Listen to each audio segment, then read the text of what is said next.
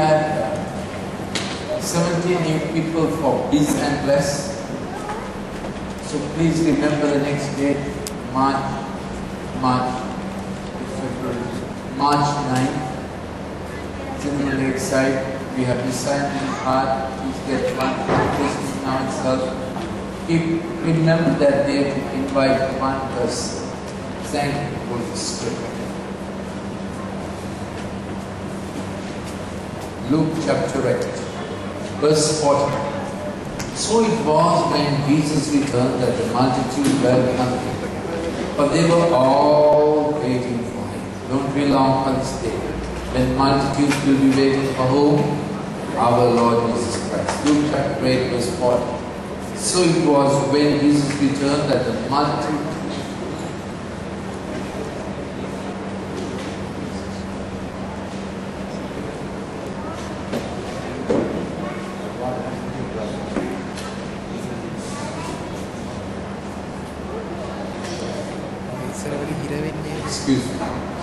The multitude welcomed him, for they were all waiting for him. We long for the days, multitudes around our house, in our neighborhood, in our family life, waiting for Jesus. Welcome. They were all waiting for him. And in this crowd, there were two completely different people. They were different in many ways. One was a man, the other was a woman. One was very highly placed in society, much respected. Other one lady whose lot had completely fallen down in life. They were completely different, but the same thing brought them to Jesus. They both came trembling, not wanting to be seen by others. Behold, there came a man named Jairus. He was a ruler of the synagogue. He fell down at Jesus' feet and begged him to come to his house. For he had an only daughter, about 12 years away, and she was dying. But as he went, the multitude thronged him. Now you must understand Jairus' emotion. The Jews had, their rabbi had said, in their society, the head of a synagogue was a very important person, and he had to be clean. And if anyone dies in his family, he can't perform the functions of his office, because in Judaism, death is an unholy thing. So as quickly as someone dies, they quickly take the body and they run with the corpse, and they dispose of it as fast as possible. Because to have a dead body in the house was considered unholy, and it had to be gotten rid of fast. Now he's a father, but he's head of the synagogue. Now this daughter, Matthew says, daughter was very ill, and by that time, this is what it says also, daughter, she was dead, yes. And she, later you will see, presently you will see the child died. And his father can't even touch the body, because he has to keep himself holy, so that he can do the sacrifice, he can do the Jewish rituals of worship. And his heart was paining, and he was very shy, because imagine, pastor's daughter dying at the tender age of 12, what will people say? They will say there must be sin in the house.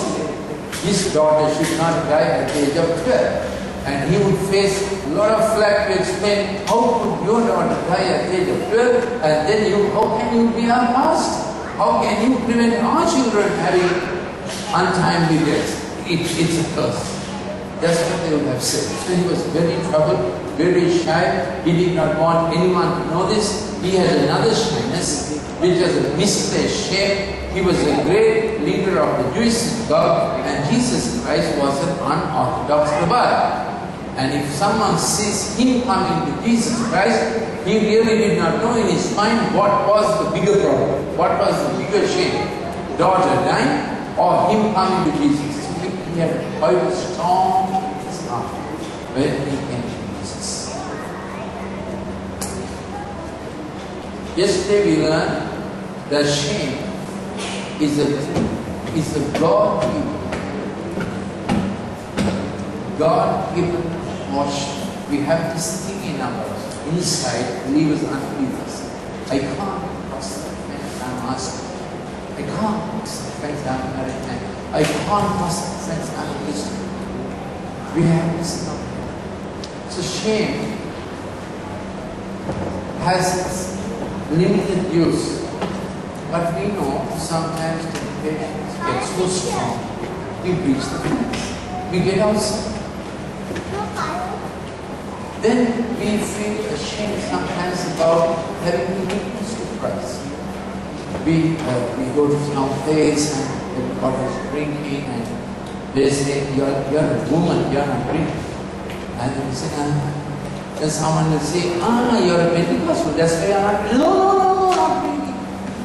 So we feel sometimes misplaced. Then also, we sometimes feel ashamed about what others say, what our brother, what our father did.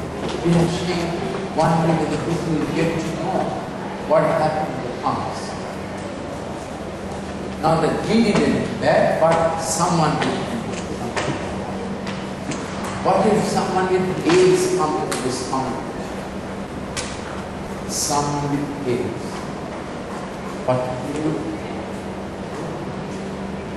You shake hands and give him a hug in a usual way, and then you get to know he has AIDS. What have you done? Then if you get to that, will there be one? Nobody sits in this middle column where he sits. This one, Gandhi was praying with a girl, a young girl, who had leprosy.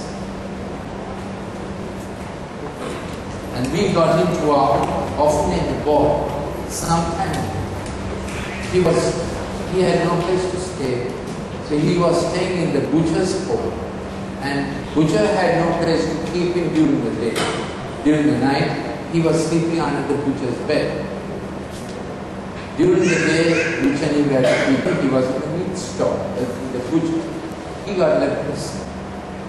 And from the first day he came, he was so loving, he would come running and give me a hug. Of course, I knew that medicine, leprosy doesn't come with 1 hug, 2 hugs, or 3 hugs. But then we didn't tell anybody that this boy had this. Now he's treated, he's not infected, nobody knows his history. Only Grant, myself, and Manju knows his history. The thing is that we don't want anybody else. So there is God-given caution in us. We don't want to trust it. But this shame-based morality has this problem that something, urge and hormonal surge may get too big, too strong, we breach the fence. And someone we get to know, and then and this happened, and then we have to pretend that we didn't happen. So we have a whole cover-up based on, no, it didn't really happen. How can I ever tell you? Then the misplaced. Then what about this? You meet someone who's doing a bad thing on the road. Think he should never be. You go and tell him, don't do this, it's a duty. Aren't you ashamed to do this? You are from such a family. And that church is, what do you say?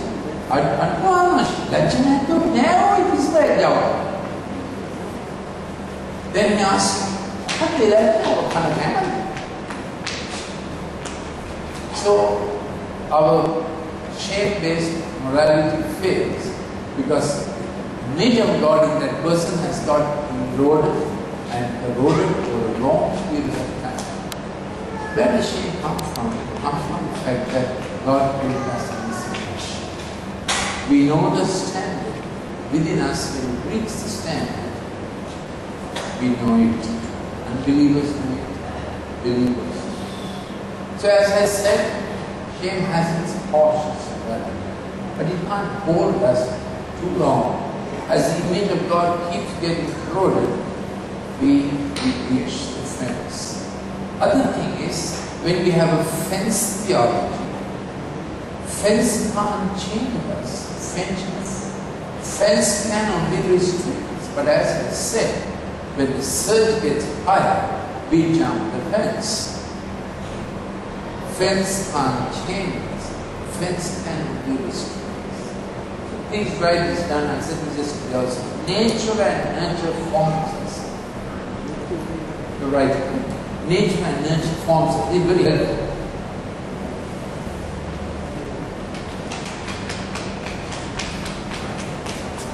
Nature and nurture forms us.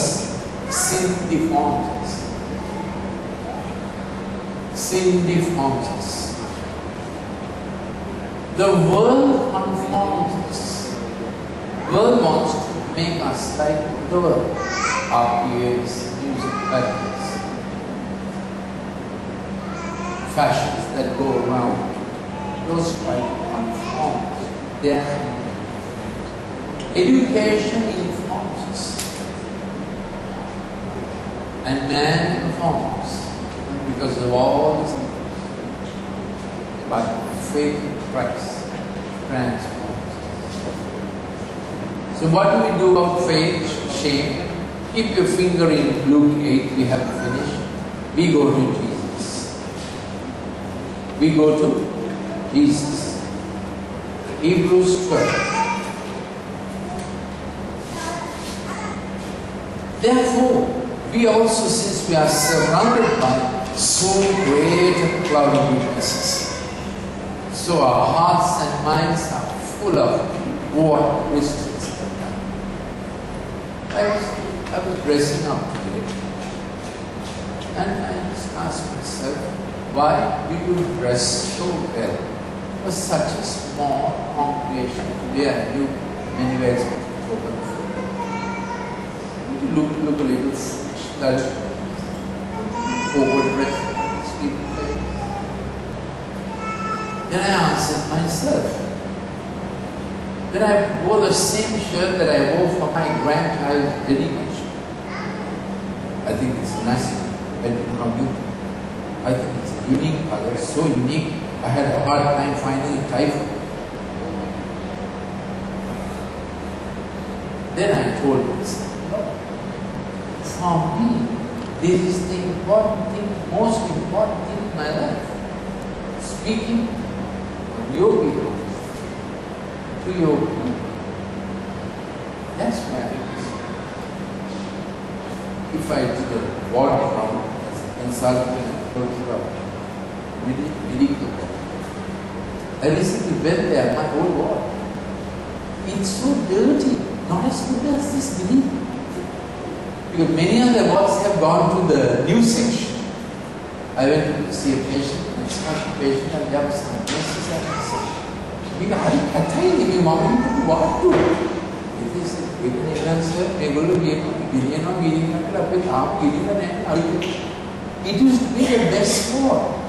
It had the best facilities. Now it looks so old. So unsound.